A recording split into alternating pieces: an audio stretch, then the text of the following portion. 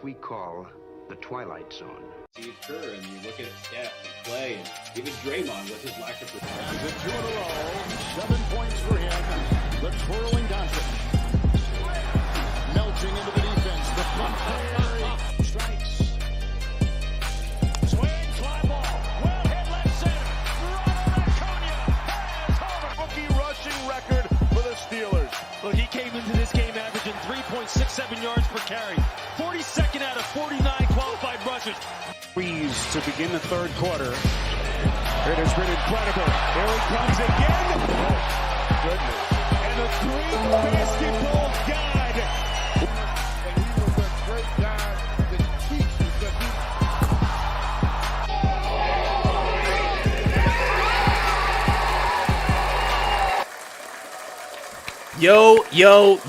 Yo. Bradley Tell fam in the house. What up, baby? Let's go! What's going on, everybody? We've got an absolute banger of a show for you tonight. Rally Towel Sports coming to you live, brought to you by Mafia Sports Report this evening. We are debuting on this channel tonight. We are starting with a beer draft. A beer draft that has been a few months in the making. We've been talking about this for quite a while. We're talking a lot of shit. All four of us are absolutely amped for this.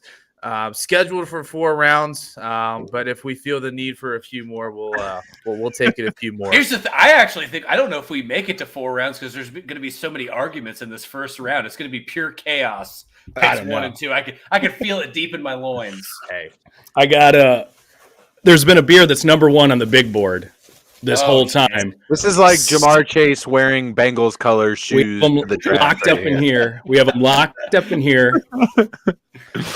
All right, so the draft order is as follows. It's actually pretty easy. It's Corey, me, Aaron, Todd. Snake draft style. So obviously Beautiful. Corey's number 1, Todd's at 4 and 5. We love you too, Katie. Woo! Oh, babe. Is that for me? Oh, shoot. Yeah. Yeah. She means the plural, babe. She means us as babe. Well, Yeah. Rally Tell Sports is a babe in itself, Yeah. right? So it's the whole cohesive unit. So No, I agree. I agree. I think that makes the most sense. yeah. So what are the rules? Let's clarify what the rules of this beer draft are, Bob. What do we got going on here? What are the rules, regulations, and Okay, so just for example, anything's on the table. If you take Bud Light, Budweiser's still on the table. Okay. If you take Coors Light, Coors is still on the table. The banquet beer. As follows: no IPAs, like no ciders, no microbrews, anything like that. No seltzers. It has to be a nationally available. Mary, thanks for liking the stream. Mary's my babe. Mary's my babe. That's my babe. What up, Mary? All right. So no seltzers, microbrews, IPAs. No seltzers, microbrews, IPAs. None of It that has shit. to be a nationally available beer to the public. But anything else goes. No holds bar. Okay. Just cage match. So All right. Well, Corey. without further ado, let's get this thing off with. You're on the clock. Yeah, we are. Corey James is officially on the clock, and without further ado, I think it goes without saying. I think Bobby, you understand what I'm taking here. This is a beer that is very special, and it wins gold more often. So much so that they put it on top of the fucking can. I'm taking 1-1 Miller Lite as That's a good pick. Number 1 overall pick in our beer draft, ladies and gentlemen. It's refreshing. It has just a few more carbs than Michelob Ultra. So if you're trying to watch that, there you go. And it's just delicious. It's delicious. It's absolutely. You hate Miller Lite? No. I thought you said I hate it. By the way, was it 10 more carbs? Yeah, it's very. Why drink water? I'm ready to fight. I thought the channel was about to go off. I mean, what? I don't hate Miller Lite. It's not my first choice. I'm not sad that it's gone number 1. It is a solid choice. It is the John Daly special, the Bob Walter special. I've seen both of those men drink an entire case and still be sober.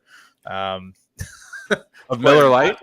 Yes. That's It's an interesting pick. I mean, obviously, super high floor with Miller Lite.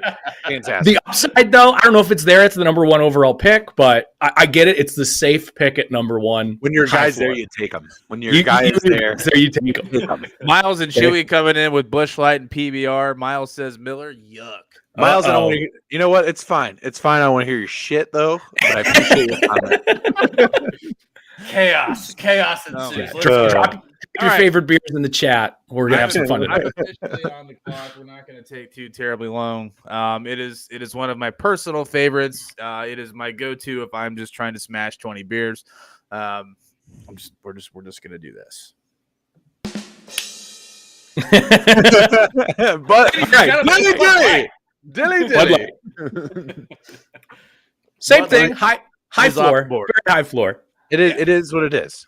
Personally, though, it's hard to go from one of these other beers to Bud Light, though. There is a different flavor palette. Yeah, it's hard to go from Bud Light to Miller Lite in that same vein. I agree with that. But the only thing I will say for Miller Lite is for some reason it tastes way better in those aluminum pints. Oh, interesting. Those aluminum pint Miller Lights, those things go down real good. Especially on the golf course. Yes. But Bud Light absolutely secured at the number 2 position. Here's the thing. We can all agree the best beer is free beer, right? So I would much rather have a Miller Lite than a Bud Light if I'm buying. I would never take a Bud Light out of my hand. You know what I mean? Like, it's good. Sure. It's fine. It's great. Yes. I'd go Miller, and I understand that. It's a good pick. Yeah, absolutely. Let us all be very clear. We love beer. Rally Tile Sports. Our 3 staples are beer, charity, and sports. Welcome to the program, everybody. Appreciate it. Obvious Sports Report coming in. He says Corona Premier. Oh, interesting. He's waiting in the green room currently. Currently in the green room, sitting there waiting to be drafted. I appreciate him coming to New York, though, to be here for the draft. It was Bud Light flip cup champagne of beers. That is fantastic. First of all, what else is fantastic? This name right here, Chewy Baca. I mean, that's just beautiful. Beautiful, Chewy. Appreciate you dropping by. Cheers, sir. Thank you so much for stopping. Cheers, Chewy. Let's go. Chewy. All right, I got to make the call. Before we get to the third pick, we had a comment come in. Who's playing first, Brittany Griner or Deshawn Watson after Rodgers suspends him indefinitely? What is Jeff? Love the comment. Do you guys want to touch on this, or you want to get to this a little bit? I think we're definitely. Yeah, I think we're going to definitely. We will be talking about Deshaun Watson. We're getting into Deshaun. Come back in about a half hour. We will get to that comment. We will pit it. Ryan Carpenter. Or just stick around. Yeah? Thank you, Ryan. Baby? Appreciate you, buddy. Number 3 on the board, Aaron Milling. Aaron's making a call. Going to make a call here. And you ready to join the squad? We're going to need 110%. Yeah. No, you were number 1 on our board. And I can't believe we're getting you at number 3. Yeah. All right, we'll see you soon. Ladies and gentlemen, the number 3 pick, Labatt Blue Light. Wow.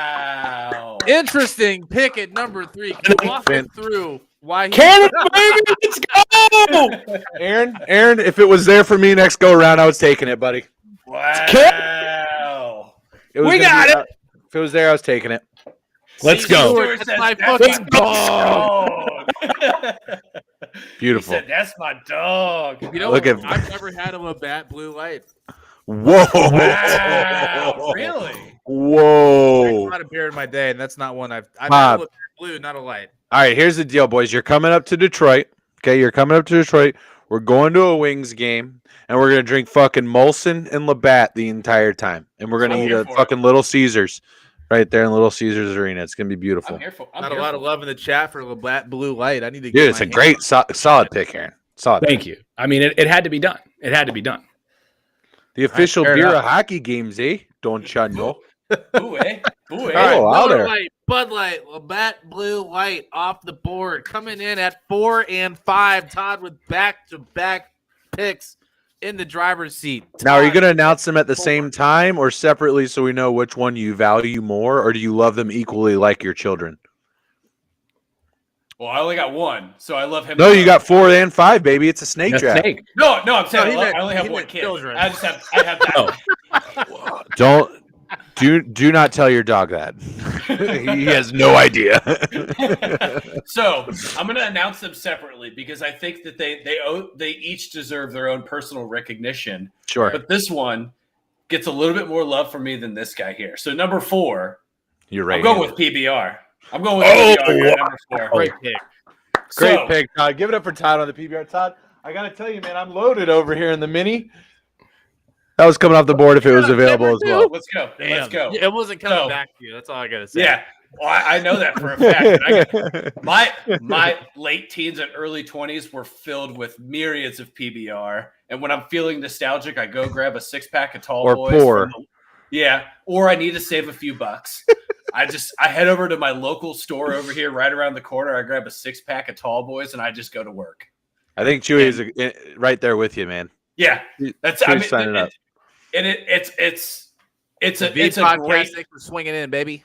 it's a beautiful beer to just drink 6 to 12 of, and then next thing you know, you're getting really really nostalgic. You got your arm around your buddy, like you remember that time? Remember we used to drink these in college? That's better than being in a pair of shorts in a cutoff on July 4th with a fucking cold. It has a blue ribbon on it. Yeah, right? It has a blue ribbon on it. It's fucking and enough said. I feel like a PBR is best enjoyed pissed into a trough as well. It's true. It's true. I don't have any science behind that, but it just feels better. Yeah, it's into a trough or into a bush. That's where you a bush. Obviously a bush. Yeah. All right. So PBR number 4, number 5 should be no surprise at this point. I'm just going straight diesels, boys. I'm going Budweiser. But heavy. The king of beers. I'm going diesels. You should also be smoking Marlboro Reds, or like just instead of like buying Swisher Sweets to break it up for a blunt, you just smoke the actual Swisher Sweet. That's Here's what I think of. You grab your lungs on fire. You're at a baseball game, right? And you're standing in line and you're waiting for a $12 to $15 beer. And you're like, I could get 2 Bud Lights, or you're like, okay, I'm at a baseball game. I'm going to get a couple diesels, and you let those things go to town. So for America, really? Yeah, for the United. It's Clydesdales, right? I mean, we're talking about the Super Bowl. We're talking Dalmatians, about freedom, America. You're talking about popping open a couple of diesels and taking care of business. I love it. Anheuser-Busch here is like the Kentucky or Alabama of the draft so far. Just getting guys taken early. This is a good question here. You guys ever chug a beer while pissing to see if the flow gets stronger? That's an interesting philosophy. That's interesting. I mean, you have to be pissing outside on a tree or a bush. Why? Dude, that's just how I picture. The science. Well, the barometer will read stronger outside, probably, and it'll just push it. Yeah, there's some science there for sure. Well, I think by the time you're doing this, if you're thinking about going inside and you get in to take a piss, you're already doing one of these, right? You're here. We've all been there. So you're doing your best to just keep it together, and like maybe there's a mirror in front of you, and you're like, "Fuck, come on, man, get it together." And how many conversations do you have with yourself in there? How many fucking mirrors are sitting in front of toilets? You just like work on a freestyle while you're in there. You just like you're just like, all right. Are you that drunk that you're seeing somebody? You go out there and fucking smoke a cigarette. I want to play some beer pong. Right. And just fucking go. We're gonna go. We're gonna win. You walk back out. Who's got? Bobby, did you bring you guys a cigarette for me? Here's the whole time you're pissing. You're like, yeah, I can use a cigarette right now. Oh man. All right. I'd be chiefing in here right now. What do we got? Back. Well, right, so we've got we have 6 to Aaron. Bud Light, Labatt Blue, PBR, Budweiser off the board. First 5 picks. We are on the backside of the second round, second pick. Second pick. Before we get into the pick. Before we get into the pick, shout out to Austin from Second to Victory. Get in the chat. What's up? Boys, what's up, Austin? What up, baby? Second and Victory on Twitter. Go give them a follow. Titans Podcast. They are the shit. Go give them a follow right now, boys. So we're going to go. Here, hold on. All right. Well, I'm going to go ahead and pick anyway. Yeah, go ahead. We got you. Second pick, second round. We're going Yingling Light. Ooh. Now, educate those viewers that maybe aren't in Ohio, Pennsylvania, Florida. I'm pretty sure it's national now. Yingling is national. Yeah, absolutely. I can't get it here in Michigan. Really? I can't get it. Nope. Oh, wow. Well, I feel really bad for you. I can mail you some, but might have to make an amendment on this pick. Yeah. Oh, I'm pretty sure it's not nationally. Well, I think 3 states. It's more than 3. Well, at least Ohio. Even did a Google list of the top national brands. It's top 30 I think national brands. A solid choice. It's a great beer. I said Yingling Light specifically. I originally did our draft board as the light beer draft, and once we were doing our scouting, even when some things opened up, we were like, this guy's still on the top of our board. Yeah. I had to take him early. I have a feeling that Bobby, big Pennsylvania fan over there, is the Steelers. I wasn't going to let the Pennsylvania beer slip again. I had a feeling I wasn't going to be able to get back. The lights, correct? I did take the lights. Yeah. Okay. Yingling Lights. So that's interesting. We got a couple of comments rolling in here. Let's see. Anyone push Bush Lattes yet? No. Bush Light is waiting patiently. Still on the board. They are waiting in the green room, sitting there waiting patiently, rolling around. I forgot that was a beer. I'll be honest. Aaron Rodgers sitting there. Bush Latte is just sitting there like Aaron Rodgers. Right. It's the JUCO guy. It's Josh Allen all over again. JUCO guy just sending letters out like, "Here I am." Oh no. Bush Light is the graduate student who was in college for 7 years because you don't see Bush Light on campus. No. This guy is fucking Craig Krenzel. That's what Bush Light is. I was gonna go Brandon Whedon. He dipped his waters into Major League Baseball, decided to go back and get his diploma. We'll see though. Maybe it comes off the board. All right, we got the 3rd pick now in the 2nd round. Bobby, what do we got here, bud? Man, I have a few in my head. I'm just trying to figure out where they're gonna go. You don't have your big board ready? Okay. I have my big board ready. Thank you. So I didn't know Yingling was on the board. So I'm gonna take traditional Yingling. All right, great pick, Bob. Great pick. That's making an adjustment. Is what you did there. Your guy fell to you, didn't know he was available. Didn't know he was gonna be there because I didn't know he was in the draft. But now that he's here, he's here for it. You gotta go with classic Yingling. Absolutely. That's a great pick. Great pick. Here's the thing. According to USA Today, they do 17. Yeah, they're ranked 17 in the highest selling beer across the country. So, well, that just means Pennsylvanians and Ohioans are alcoholics. That's all. And I mean, they're distributed in Florida, Aaron. I'm just saying. I thought it was a fair pick. The state of Florida is just meth and beer and fucking Newports. Old people that just flock from the Midwest down there to their vacation homes and snowbirds, their boats and yachts. Yeah, absolutely. All right. Corey, you were on the clock. I got the bang, bang, bang. Corey, all right. We're on the clock for 2. So we're going to put in a call actually here to Cleveland. Aaron, can you go ahead and can you put your associate there to your left on the phone? To your left. No, I'm sorry, to your right. Yeah, can you do the guy with the chain? Oh, no, the guy with the gold chain. Which one? The gold chain right around his head there. Oh, he's not there. Okay. Yep, Modelo Especial. No! Fuck! Modelo Especial. I tell you, there is really it was either Yingling or Modelo. That's what I was thinking. Dude, there is not another fucking beer that I would rather get when I'm just pounding chips and guac at a Mexican restaurant waiting for my fucking fajitas. I get that tall ass fucking Modelo with like the glass is so fucking cold that ice is forming at the top, and they just squeeze the fuck out of the lime and drop it in there. Modelo Especial, the official beer of Anthony Munoz and champions everywhere, with the final pick in the 2nd round. Thank you. It's a good one. I wanted it. I thought I might be able to get it turned back around. It was going to be gone by the bad time move. That's a bad move by me. That's a bad move by me. I can appreciate that. All right, Corey, first pick in the 3rd round. First pick in the 3rd round. We're going to go a little bit different here in the flavor in more ways than one. We're not going with a beer as a whole. We're going with a specific beer. Okay? We are going with the first Sam Adams Oktoberfest that you drink of the year. Specifically that beer. That specific beer. I'm not saying Sam Adams Oktoberfest. No. Hear me correctly. I'm saying the first Sam Adams Oktoberfest that you drink of the year, because that's a wonderful choice. It is a fantastic beer, right? And I love the first one that you drink. Corey, but it is just. Am I gutting you right now? Breaking my heart right now. Two picks right there just destroyed the big board. It is one of. Let me be very clear. I cannot get through an entire 12-pack of Sam Adams Oktoberfest. Let me be very clear about that. But when I have that first one, and like I can, yeah, and then like football is like good and gone, and you're it tastes like fall. I'm wearing a hoodie and shorts, because it's a bit nipply. And football's going, and pads are getting hit. And you're drinking fucking Oktoberfest, and you're eating fucking pretzels and beer terrible cheese. Choice.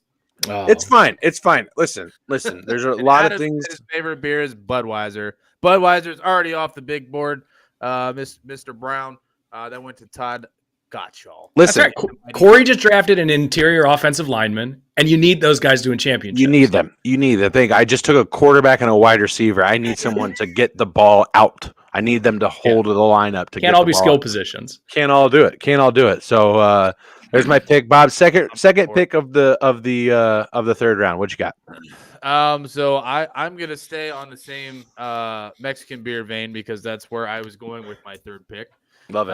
I love that you're sticking to need at this point. Yeah. Yep. I'm gonna. As all good drafters do. Go with a Dos Equis Amber. Oh, Dos Equis. Okay. Amber. Okay. I have had so many of those over some chips and salsa. I love this. Such a Thank you, Jay. Wonderful beer. Regular Dos Equis doesn't really do it. The Amber, incredible. I like it. Incredible beer. Love it. Yeah, if you've never had it, go have one. It's the color of your energy is really what it is. I like that. It's just an ice cold 32-ounce mug at Acapulco with chips and salsa, and you have like 5 of them, and then you try to drive home. It's just a wonderful experience. Well, for the listeners out there, don't do that. Call an Uber. Take it from me and me. They're cheaper. Good pick. All right, this podcast is not brought to you by Uber, but it fucking should be. There we go. All right, the third pick in the third round, Mr. Aaron Mailing.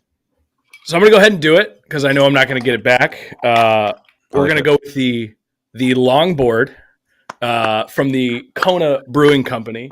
It is one of the easiest drinking beer. You can only have it in a bottle. Mm-hmm.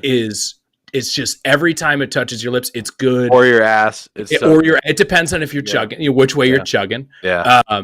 But in terms of the longboard beer here, here's the thing. You guys just took some phenomenal Mexican beers, which I kind of had right in this range, right? I wanted to grab Modelo in the third round. Now, here's the thing. Do you fill a need like Bobby just did? Or do you take your best beer left on the board, or Jamar Chase, which can still be enjoyed in a summer situation? Yeah. And Longboard to me is one of the tastiest beers out there right now, at least for like a lager. It is probably my favorite lager out there. Kona Brewing can also be a sponsor should they so choose. Absolutely. All right, last pick in the third round, the first pick in the fourth round. Todd. Well, ladies and gentlemen, for those of you that don't know about me, I'm a man that likes to get in the trenches, right? I'm a guy that likes to be in the middle of the action. I was an offensive lineman growing up. I love to get banging and clanging. So with the last pick of the third round, ladies and gentlemen, Busch Lattes are off the board. There we go. Busch Lattes are off the board. I had a feeling they were going. They couldn't slip to the fourth. Yeah, round. for the farmers. Yeah, here's the thing. When you're at 12 to 18 beers deep and you've gone through your cooler and one of your old buddies are there and you know that they're bringing Busch Lattes, you're sneaking your hand into that cooler, you grab a Busch Light and you just give one of these. That's it. Like, and now you're drinking Busch Lattes. I mean, I'm on this fucking road now. About walking into your local grocery store and just grabbing a bushel, a 30 rack. We're gonna need to see the science on this, Chewy. Nastiest fart beer ever. We need to see the science on that. Well, let's be clear. When you're drinking Busch Lights, there's a good chance that you've eaten a shit ton of grilling food simultaneously, or You've had a couple of a burger. You've had some dip. Right. Or spicy food. Some hors d'oeuvre, maybe some cheese cubes and pepperoni with some crackers. Bobby did this last night, apparently. Yeah. Or you drink 18 of these Busch Lights, and then you're going back to the fridge and you're eating everything that's left over from everyone that was there. That's where the farts come from, right?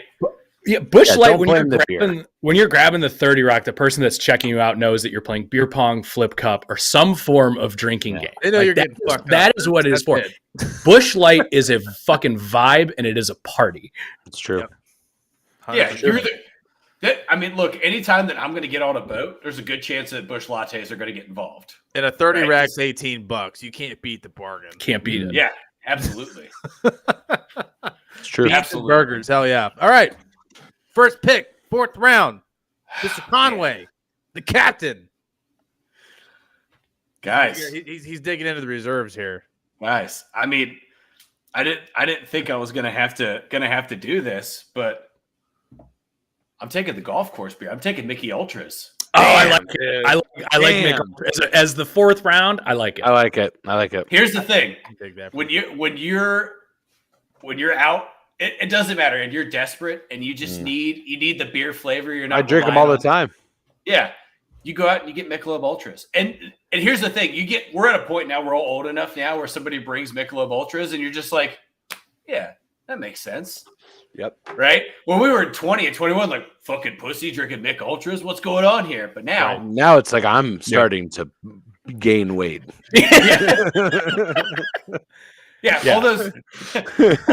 all those diesels and PBRs back in college. Now they sit too heavy. You want to talk about beer farts? Drink IPAs all night and see what happens the next day. You're a walking waste management system. Which sucks because I love IPAs, but IPAs are off the board. That could be they deserve their own draft. A separate draft, yeah. Maybe we can do a 5th round. Just finish one right now. IPAs. No, we might be able to do that. All right, am I on the board here? You are. You're on the board. Listen, here's a beer that we had very high on the big board. I cannot believe we're getting this in the 4th round. 1st round talent, quite frankly. Yeah. Harp. Oh, Aaron, yes. Aaron, yes. I've never had Harp Lager. It is distributed by the Guinness Brewing Company. It is their lager. Aaron, go ahead and tell us more about your new draft pick. It is, in my opinion, and this is a draft after all, the greatest beer you can get on draft. It's so good. It is obviously you're fulfilling your Irish needs there. Mm-hmm. And of course, when you're talking about a brand like Guinness is hit or miss for people. Yeah. You know what I mean? I like it, but same thing like you were saying with the Oktoberfest. I could probably be done after having half of one. It's kind of more of a, they're fun to have on occasion. Now take the one of the oldest breweries in the world and have them make a lager. It is phenomenal. Harp, love it. I can't believe we got that in the 4th round. Fantastic. It's fantastic. It's a great pick here. I actually got to have a harp in Dublin, which was pretty fucking cool. You can go fuck yourself. That's fantastic. You know what's funny is I drank a harp in front of my daughter Harper. So yeah. I'm sure it still tasted fine. It was great. It was great. That beer just reminds me of just college trivia because we played we went to an Irish bar, and just harps on draft. You remember the name of our trivia team, Aaron? The Little Lebowski Urban Achievers. Exactly. Yeah. And in first place is the Little Lebowski Urban Achievers. No, that was Halloween. That was on Halloween when I was dressed as the dude. Yeah. So the dude, you had to have a White Russian. I did. Oh, actually, I didn't have to pay for any of them, which was the fantastic part. Like people would are you the dude? I was like, yeah, I am dressed as the dude. Yes. Like, can I buy you a White Russian? I was like, absolutely. Yes, you can. As long as I watch it made. Yes, that'd be fantastic. Yeah. You want to talk about the shits afterwards? Yeah. Just cream, Kahlua, and vodka. Like, please, can I have a Cool 100 as well? That would be fantastic. Oh, yeah, you're gonna need some menthols after that. Beautiful menthol cigarette there. Just float on through the day. Man, we could do a menthol cigarette draft too and make this real fast. Oh God! All right, Bobby, what you got for the second to last pick in our draft? Well, I can't believe it fell. It's. I mean, we just talked about it. It's Guinness. Wow. Good pick. Guinness in the 4th round is unbelievable. It is not only a beer that is wonderful by itself, but it is also very delicious with liquor. If you ever delve into any car bomb situations. Tez, thanks for liking the stream, man. What up, Tez? What up, Tez? Juan in the building. Yeah, we're going with Guinness. Last pick, secure the team. I feel like it's a great foundational beer to have on the team. Yeah. It is a classic. It's so smooth. They sit a little heavy. You can only have a couple, but it's definitely a great way to get You just drafted yourself a player's coach. I mean, that's what you did, and that's phenomenal. Yeah. I mean, Guinness fell to the 4th round. I mean, great pick. I'm a harp guy myself, but I get it. Great. I get I've it. never had a harp. Second time that Bobby has followed Aaron with breweries. Let me point that out. Yingling Light followed by Just Yingling. stealing my shit. Harp followed by Guinness. He's poaching my front office. Hey, if it's good, if it ain't broke, if it ain't broke, don't fix it. You know what I'm saying? You just go with it. Go with the good. All right, should I wrap this thing up? Yeah. I am very surprised that this fell here. Maybe because we all have penises, but I think that this. We talked about one of the beers that you drink on the golf course. One of Todd's selections to end I believe is the 3rd round in the Mick Ultra is a fantastic beer. It's fantastic. When I finish a round and I go and do the 19th hole in the clubhouse and I'm drinking a beer, often it's a cocktail, but if I'm having a beer, it's hot. I just had a long day, but I'm ready for something a little bit more substantial to get the party started. There's nothing quite like a tall draft with a bit of citrus prepared in it. Yep. Ladies and gentlemen, the Blue Moon. Blue Moon's I can't believe it was here. I cannot believe it. We've said this often about our beers. Wonderful beer. I cannot believe with it. There's nothing better, man. There's nothing better than and a lot of microbrewery. And you know how great a beers is when other breweries try and imitate it. Whether you've got the Oberon or the what have you or the Whoozy Whatsy, everyone when they say, "Well, what's that beer like?" Well, it's kind of like Blue Moon. That's when you know you have a fantastic beer. I drafted Miller Lite. I got my fucking starting quarterback. I got Modelo. That's my fucking wideout right there. I got my interior offensive lineman in Oktoberfest. And then I got Blue Moon, who was fucking Kenneth Walker III and fell right to me, boys. This offense is rolling. I love it. Bobby, run through yours. Let's run through all of ours real quick. First round was Bud Latte. Second round, obviously that's my skill position player. Very dynamic. Can play anywhere on the field. It's great. We've got Yingling, interior offensive lineman, just holding it down in the paint. Beautiful. Dos Equis Amber. That's gonna be my defense. I was gonna say it's a lockdown corner right there. That's a lockdown corner, 100%. And we're following up with Guinness. That's my quarterback. Wow! You got Jared Lorenzen playing quarterback all over the place. Just absolutely tearing it up. Guys, Big Ben for 20 years doesn't care about mobility. R.I.P. By the way. Rest in peace, Jared Lorenzen. Yeah, rest in peace. All right, so I had Labatt Blue Light. I mean, that's you build your entire offense around that. Fantastic. You can utilize that on the golf course. Is that your left tackle or that's your QB, right? That's my QB. That's my QB. Yeah, that's your QB. Yeah. Now at left tackle is Yingling Light. That is protecting. It is absolutely phenomenal. But he's athletic because it's light. He's athletic. Exactly. You're running a lot of spread runs. Joe Thomas like. Yeah. Very good. Absolutely. Love it. Now, playing receiver, longboard, going up top, going up there, making skillful plays. You can use. He can move over into the slot. He can move over into the slot if you need him to. But he's going long.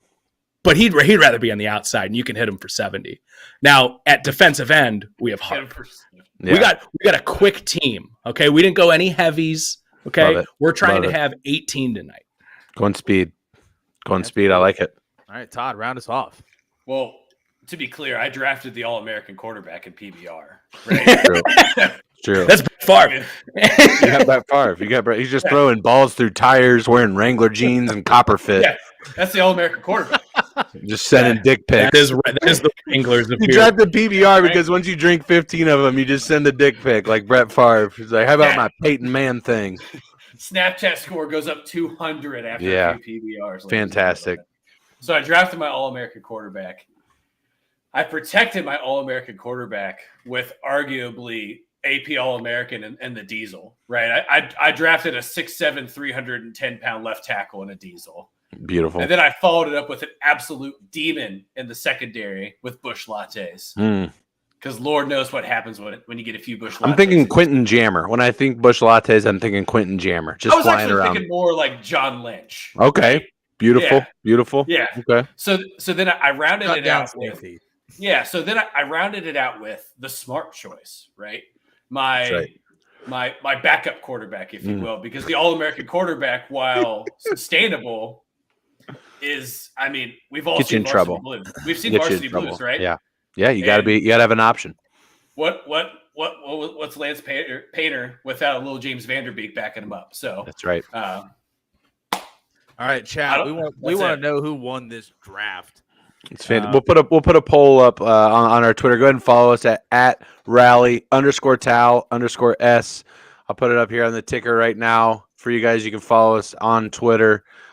We've been doing a lot of polls lately, getting everybody's opinion. So go ahead and follow us on Twitter right there at rally_Tal_S. Chewy coming in saying he's surprised Aaron didn't go for a Molson Canadian. So let's get some of that. Some of the honorable mentions. Yeah. Molson, I think, is a fantastic honorable mention. Aaron, what else do you got here? Fat Tire. Oh, great. Yeah, great. Great. Ryan pick. said Todd because no one is scoring on the lattes. You're damn right. Let me pull up my big board here. Some of the honorable mentions that we got. Labatt, just regular Labatt. We went Labatt Light, the blue light special, if you will. Yeah. Labatt Blue is also two Canadian beers left out, probably because they're socialists. What else do we have here? Corona. Corona was left off. I love Snoop Dogg. That's another Corona Premier. Another one that was like, if you don't know what Corona Premier is, it's basically their Mick Ultra, and it's fantastic. It's delicious. Good. I highly recommend it. That's what I have for my honorable mentions, gentlemen. Anything else that we left off here? Ryan talked about it. Land Shark too. I love Land Shark. It's phenomenal. It's good beer. Good beer. I'm not taking. I'm sorry. I know somebody mentioned. I'm just not taking. Rolling Rock is what I drank when I was 15 because I didn't. It was in a green bottle and I thought it would suck less. Yeah, that's what there's no Heineken's. That's not even close to being honorable. You know what? Heineken's doing a little bit too much NA promotion. You know what I mean? The non-alcoholic stuff. I'm not about it. I think if you're gonna drink beer, just drink the real thing. And I will tell you, my uncle, who's not allowed to consume alcohol because he has heart issues. He brought over a non-alcoholic. How'd it taste, Bob? It tasted so good.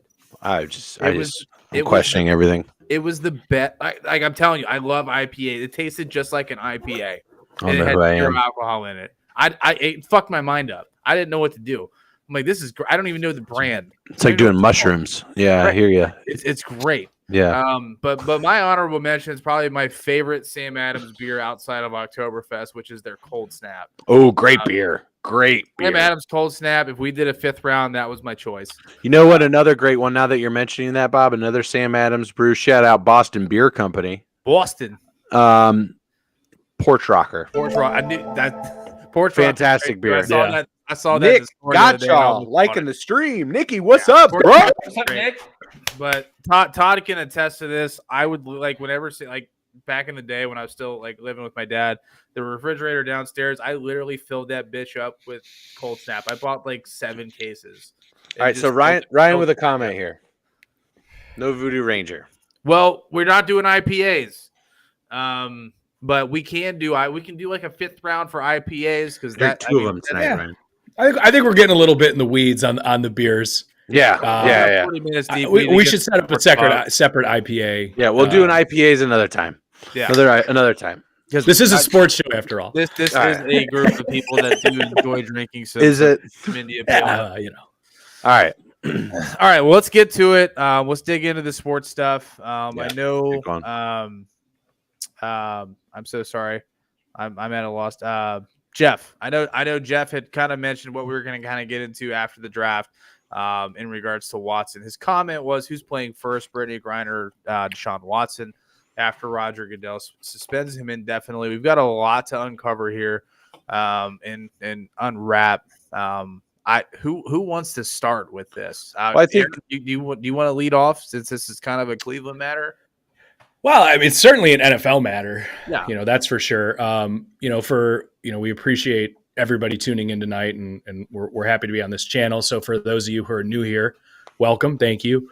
I am a Cleveland sports fan. I'm a Browns fan. So obviously this is, I'm going to carry a little bit of inherent biases, but after the Sue Robinson came down at first with the 6-game suspension, my first thought was, wow, that's pretty light. 6 games is not at all what I was expecting it. We've been going back and forth on this for really months at this point of like, it's going to be a full game. It's going to be no games. It's going to be 8 games. It's going to be 4. It's going to be 6. It's going to be 12. Right. Like we've been all over the board guessing. And then when finally on Sunday night, when we knew that it was going to come out on Monday, I had said, I think it'll fall between 6 and 8, after everything I'm hearing. And 6 was the ruling.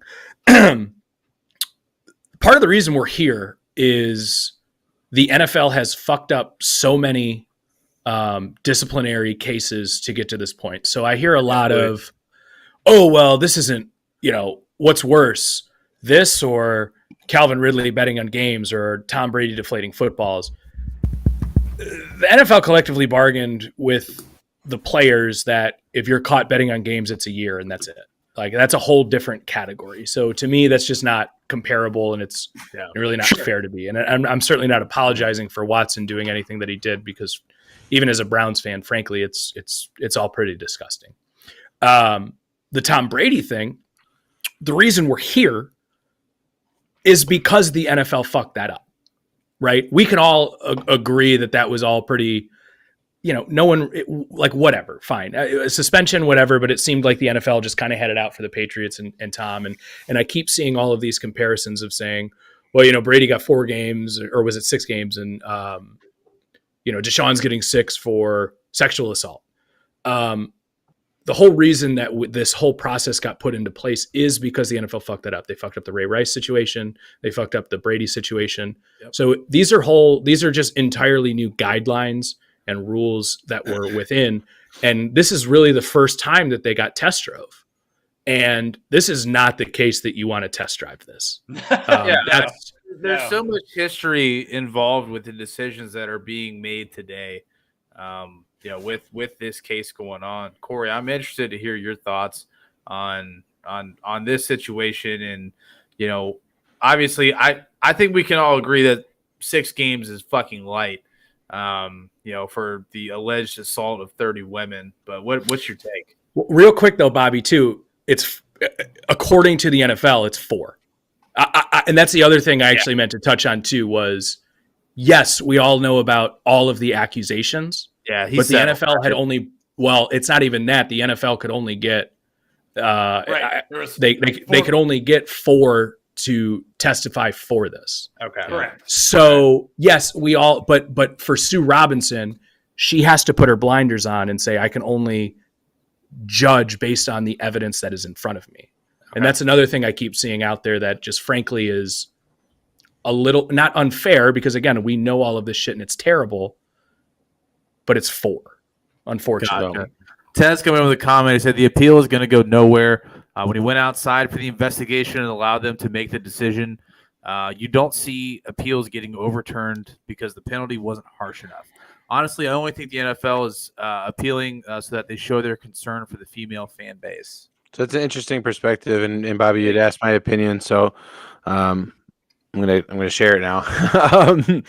Listen, just to kind of put things, a lot of things happened in the last 6 hours with this situation. So again, Deshawn Watson, there was a third-party judge that had made a decision that he should be suspended 6 games. Let me be very clear that this decision was ultimately always up to one person and one person alone, and that one person is Roger Goodell, the commissioner of the NFL. I'm going to read a tweet here that cites the.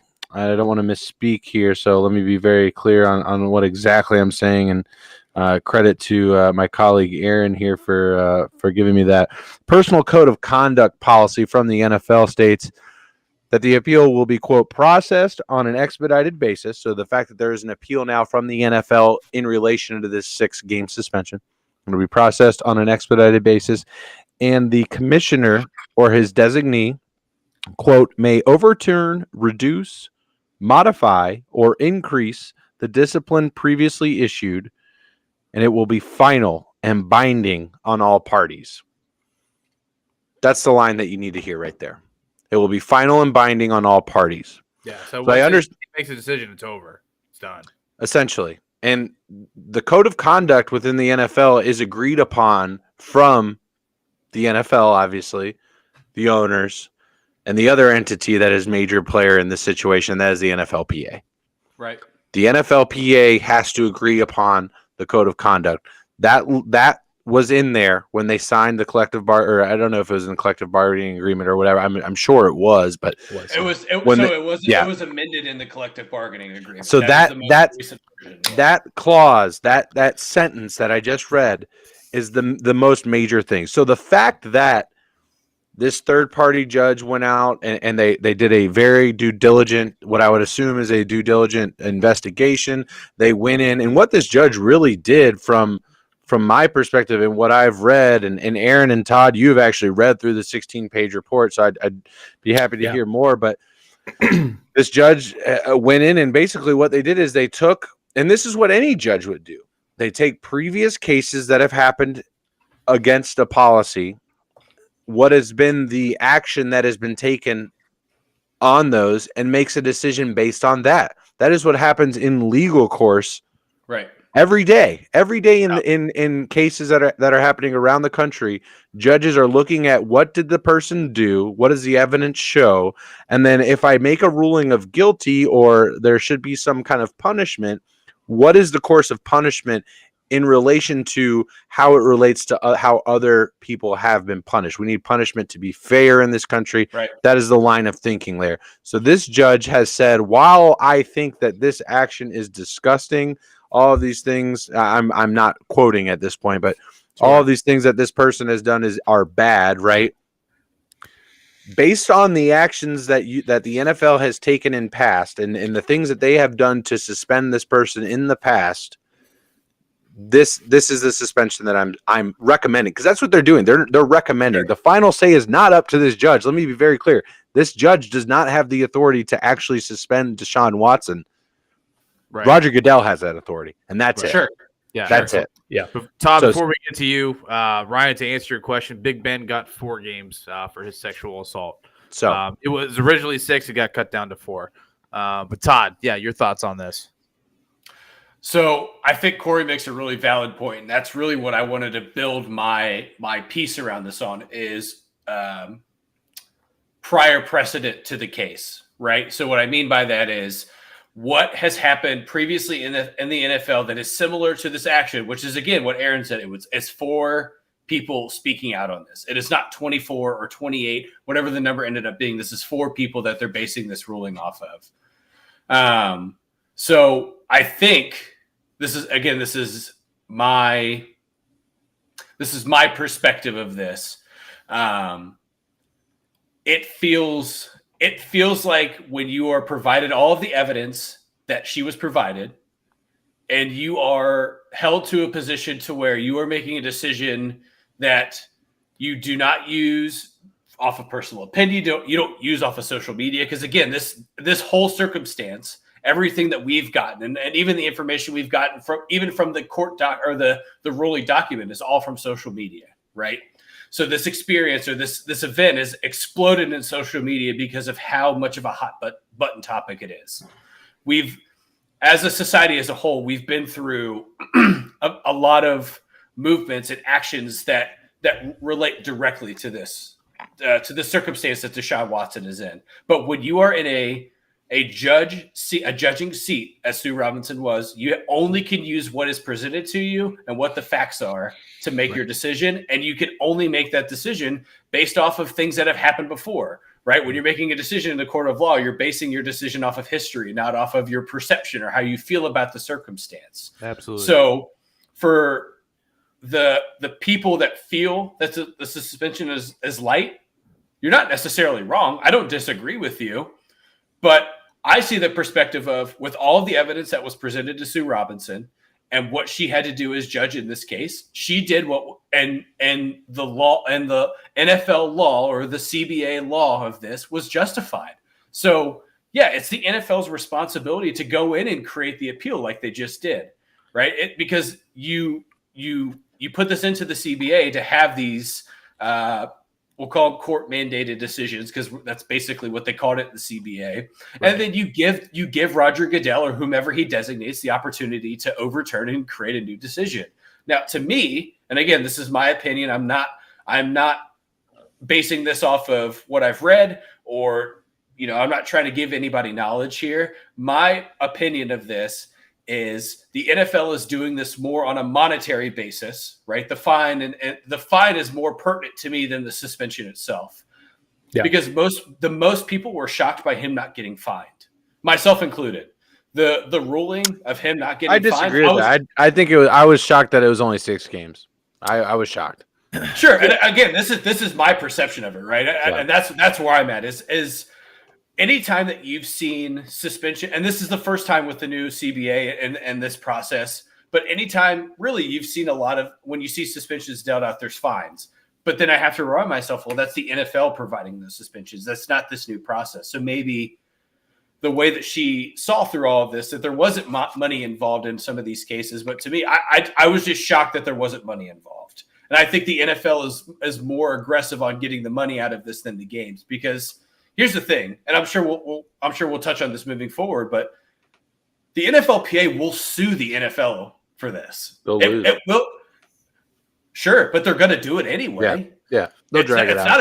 It's not a matter of win or loss. It's their obligation to do that. Yeah. It's about this. Right? It's about making the NFL put as much money on the table as they can to make this case happen and see it through to fruition, because the NFLPA's job, just like it's a lawyer's job in court, is to defend the player until the end of the earth, right? Absolutely. That's the NFLPA's responsibility. Yeah, that's doesn't matter if they committed murder, that's their job. Yeah, so I think the NFL goes for 12 games. When this is all said and done, I agree with Tommy. I think 12 games is where the suspension ends up, and there's going to be a fine. Yeah. Apex, thank you for coming in the chat. He did mention the fact that Ridley got a year for betting. Watson got 6 games. It's crap. We did kind of address this. It's 2 separate things. Corey had mentioned it earlier.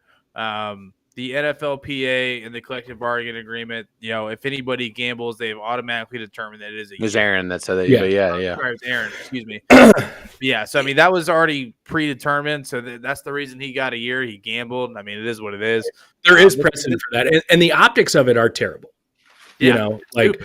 I think we can all, as reasonable human beings, agree with the fact that what Calvin Ridley did doesn't necessarily rise to... He bet on himself. Right. Well, not himself, because he wasn't playing. Because if he bet on himself, if he was playing, that would be a much bigger deal. Yeah, you know what I mean? True. Well, insert Pete Rose, right? It's the same correlation. Right. Yeah. So the problem is the NFL being completely inconsistent with everything, and you guys had touched on it before, so I'm just going to cite something from the report, page 15, for Sue Robinson, saying the NFL may be a forward-facing organization, but is not necessarily a forward-looking one. Just as the NFL responded to violent conduct after a public outcry, so it seems the NFL is responding to yet another public outcry about Mr. Watson's conduct. At least in the former situation, the policy was changed and applied proactively. Here, the NFL is attempting to impose a more dramatic shift in its culture without the benefit of fair notice to and consistency of consequence for those in the NFL subject to the policy. What she's saying there is the NFL the reason we're even in this situation is because the NFL just is like 4 games, 6 games, 8, like whatever. They're just handing it out willy-nilly. What Sue Robinson is saying is, well, you kind of have to have Caroline, thanks for liking the stream. This stuff on the books rather than the fact of saying, well, people are getting upset about all of this, so we're going to make it a longer suspension. In the Ray Rice situation, they initially gave 2 games, and then the video came out. Now, the NFL had seen the video, but because the video became public, they felt the need that they needed to increase the suspension. Yeah, even though they had already had access to it. So again, I'm not defending anything that Watson has done. by any way, shape, or form. Yeah. But the NFL has been completely inconsistent in everything that they've done up to this point, which is why this whole process was collectively bargained in the first place. So again, terrible thing to test drive. Yeah, for sure. This is the first situation that we've had that it falls under this category. It is terrible. It is terrible. And the judge had no choice but to default back to prior judgments. But let me just put this into perspective now that the NFL has an opportunity, and I think that they will. We've heard that they're going to push for a full season. The NFLPA will fight back. The NFLPA doesn't have a leg to stand on in this lawsuit. I'm sorry, they just don't.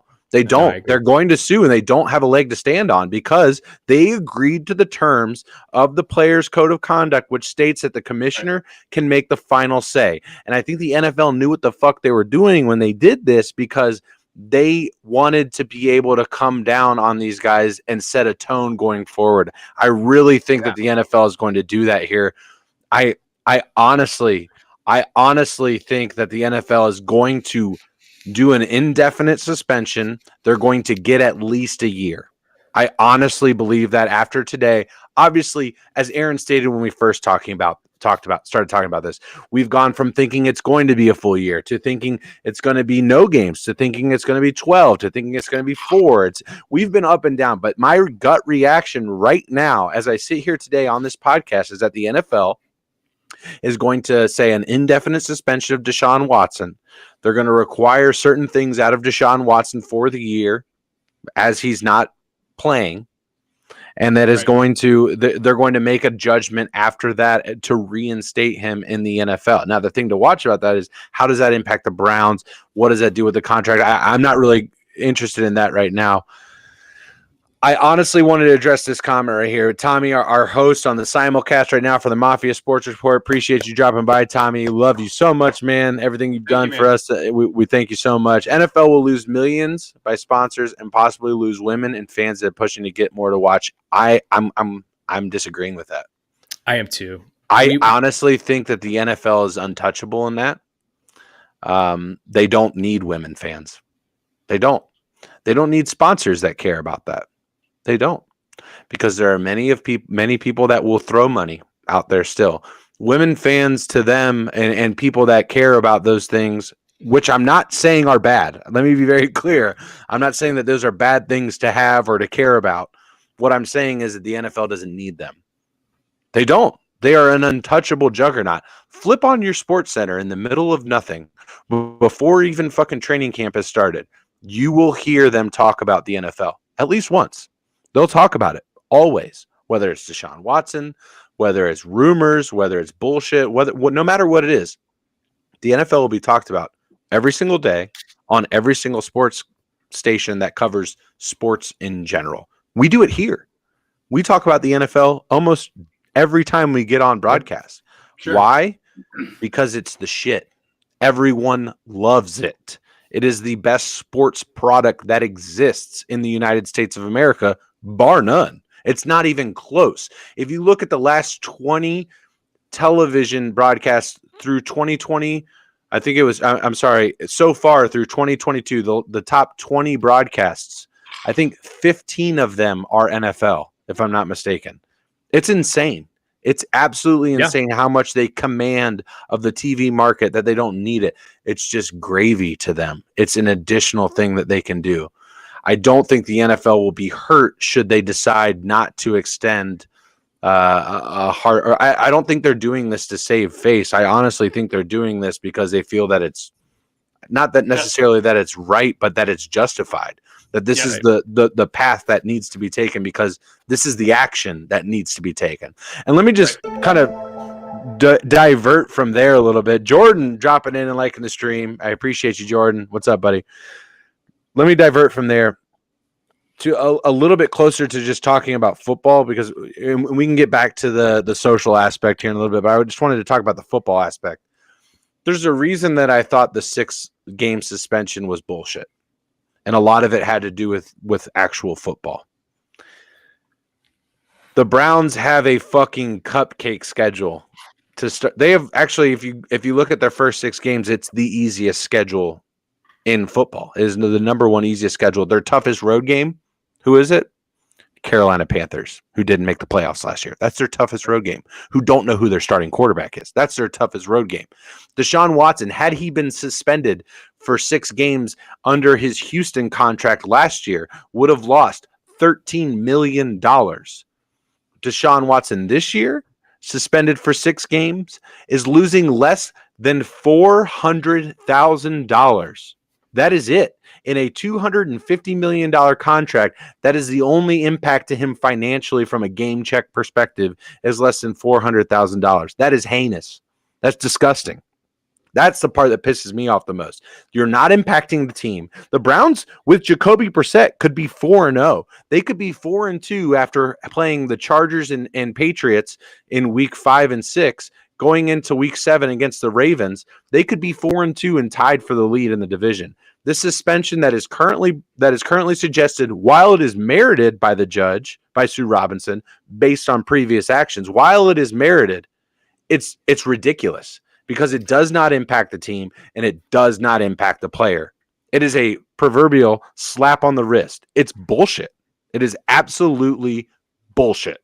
So let me ask you this: if that's the thing that gets under your skin the most, do you think that the NFL is doing this appeal based on, I mean, that's, to me, outside of the initial, this is ridiculous, he should be suspended more of this, everything that came after the initial shock was like, the Browns are going to be 4-2 after this.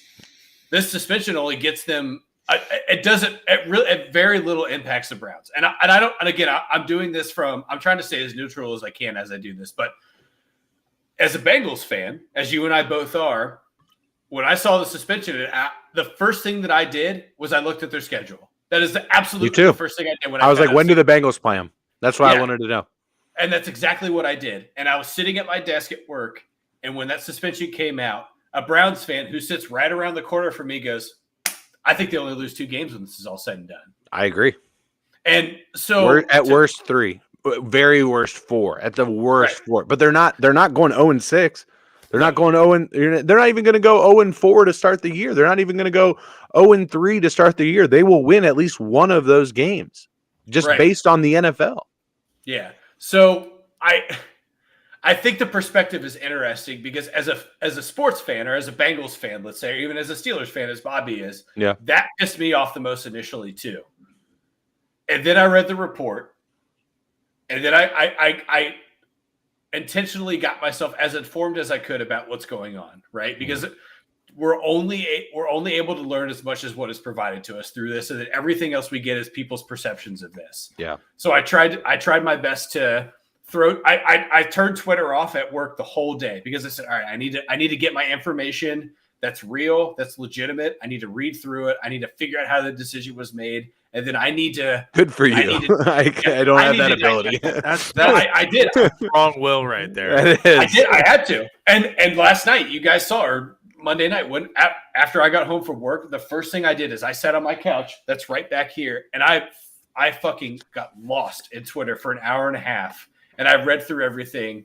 And Mary looked at me and was like, "You haven't talked in an hour." Like I'm just trying to get all of this shit in. But I think it's interesting because I agree with you. That's the thing that pissed me off the most initially as well. Yeah. And it still continues to piss me off as a Bengals fan that the suspension does very little impact to the Cleveland Browns as a whole. But you have to remember that the suspension isn't handed out based on how it impacts Cleveland. The suspension is supposed to be handed out based on it impacts Deshaun Watson. And even from that perspective as well, for me, it feels very light.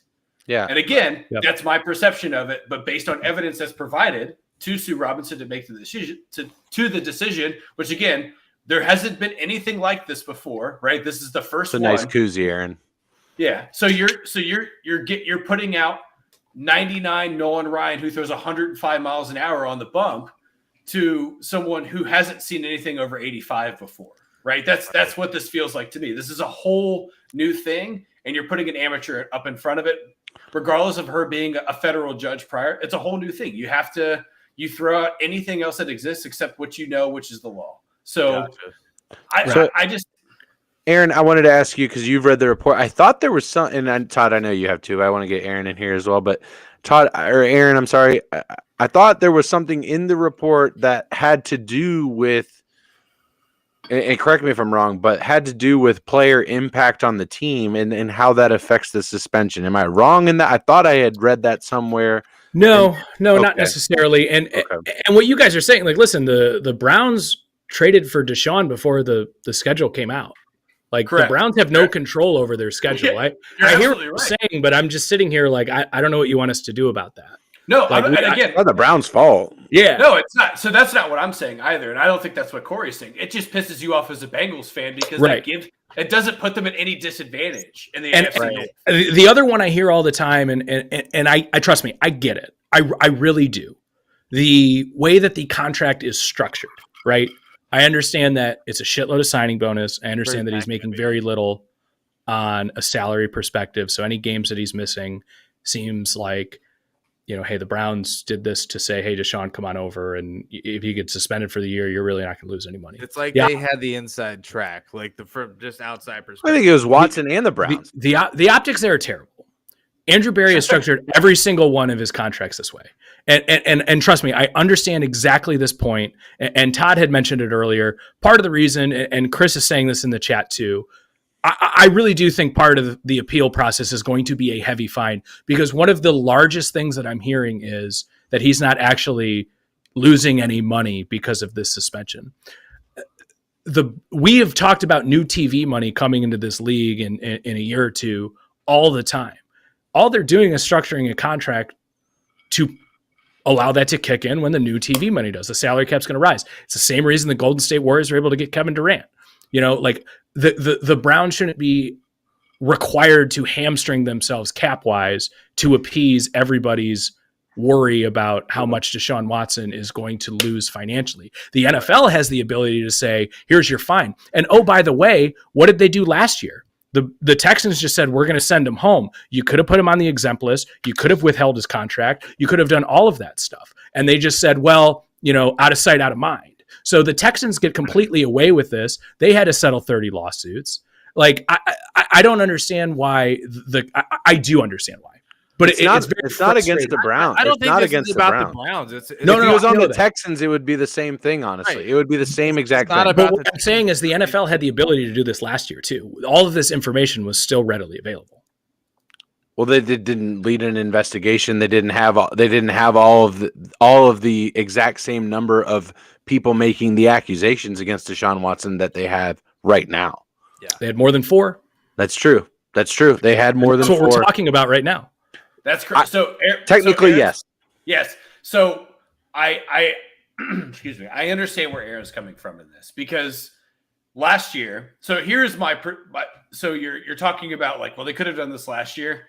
Last year, don't forget that the Dolphins were willing to trade for Deshaun Watson. That was the fucking thing that was going on, right? I mean, we heard about all these teams. Panthers, Falcons. Yes. By reports, there was at least 15 teams that called. Let me just hold on. Let me clear something up. This is not an attack on the Cleveland Browns. I know at all. If he had been traded to the Falcons, the Panthers, the Dolphins, the fucking Mud Dogs, it doesn't matter. I don't give a fuck what team he's on. That team should be impacted by this suspension. The Browns are not. They're not impacted by the suspension at all. Neither is Deshaun Watson. He is not impacted by the suspension. And let me also just really clear it, Todd, before you get going. Chris with the comment saying they'll push for a heavy fine in 12 games. They don't have to push at all. They will say what it's going to be. Correct. Roger Goodell will make the suspension and he will assess the fine, and that's it. That's it. There's not. I honestly, I really wholeheartedly believe that based on this code of or conduct policy that exists now, that the commissioner is the end all be all when it comes to this kind of situation. They don't have a leg to stand on. The NFL probably gave up something to get this in their collective bargaining agreement to have this authority. But at the end of the day, that's it. Whatever Roger Goodell comes back and says, and another thing to note, the NFLPA can appeal, and during this appeal process, Deshaun Watson can have a stay, and what that means is Deshaun Watson can play and get paid during all of it. Until there is a ruling, he can pay and get paid through all of it. Yeah, absolutely. Right. So when I look at that, so for me, what I'm taking from what Aaron's saying about this could have happened last year is that this is calculated by the NFL to me as well, right? So you have this new CBA that's getting into effect. You know that the NFLPA is going to have additional say in the after part of the ruling, right? And what I mean by that is the ruling can exist, the NFL can overturn and give their own, and then the NFLPA can go in and sue. This, to me, this is a calculated move by the NFL to put a chink in the armor of the NFLPA. That's where I see all of this coming around and a full spectrum, right? It's not. And here's the thing: Deshawn Watson is the biggest example, right? I think if this, and again, take this away, if this was Calvin Ridley and this was a part of the CBA, we wouldn't be having this conversation, right? This is completely different. Right. But because this involves things that were settled outside of court, involves a separate gender and it involves sexual assault, it almost feels calculated to the point of delay to where it happens this year, to where you can expose the CBA for the chink in the armor. That's kind of where, after I read everything and after I kind of let this digest for a little while, and as I was trying to think about what I wanted to say tonight, it feels more dirty from the NFL to me as a whole than anything else, because it's so calculated for the suspension to be overturned. Yeah, right. I mean, Jordan coming with the comments, it has to be a fine of some kind or zero impact on Watson. I think that's really like the biggest thing is like the main character in this entire saga is receiving the least amount of punishment financially. True. And that bothers me, you know? I mean, like this is a guy that was allegedly accused of assaulting almost 30 women. He's only on trial for 4. He got suspended 6 games, and he's gonna lose chump change at that point. You know, I think that's what makes this so dirty. Number one, you know, obviously, you know, he obviously did it. Like, he did some of, maybe not all 30, but there's like, you can't have 30 people come forward and say, hey, this guy did this, and there's a fucking pattern, right? So obviously some of this shit happened. We don't know to the extent of how much of it happened. I know there was a comment about Trevor Bauer earlier, but that's a really terrible segue, because what Trevor Bauer did was gross. It was more gross than what Deshaun did in my personal. I don't know about that. Either way. I mean, I don't want to compare things. I'm not going to compare sexual assault, because that's just terrible. It's a slippery slope, right? I think part of it, and here's the thing: these are entirely different barometers for what Sue Robinson was looking at than what a grand jury is looking at, right? Grand jury is looking at beyond a reasonable doubt. Sue Robinson is looking at 51% to 49%. Can they meet the threshold of proving more likely than not? And on all 3 accounts, and if you read the report, Sue Robinson said the NFL proved that more likely than not, all 3 of their complaints is what happened. And again, this is the NFL. It's an entirely different entity than the legal court. And you'll see people make comments on Twitter and say, well, what was he accused of, or what was he convicted of? That's not the bar. That's not what we're talking about. And I get just as upset with those comments than I do with the people that say, you know, there was the 30 accusations, because that's really not what we're looking at. And you can tell very quickly the people that read the report and understand what we're talking about, and the people that didn't. And Sue Robinson has the responsibility to look at what is presented in front of her. She basically in her report said, you guys are all fucking crazy, is the way I interpret it. The NFL is completely inconsistent with their rulings. They're completely inconsistent with their punishments. Deshaun Watson is a creep. And also, you guys don't do anything when the owners do this either.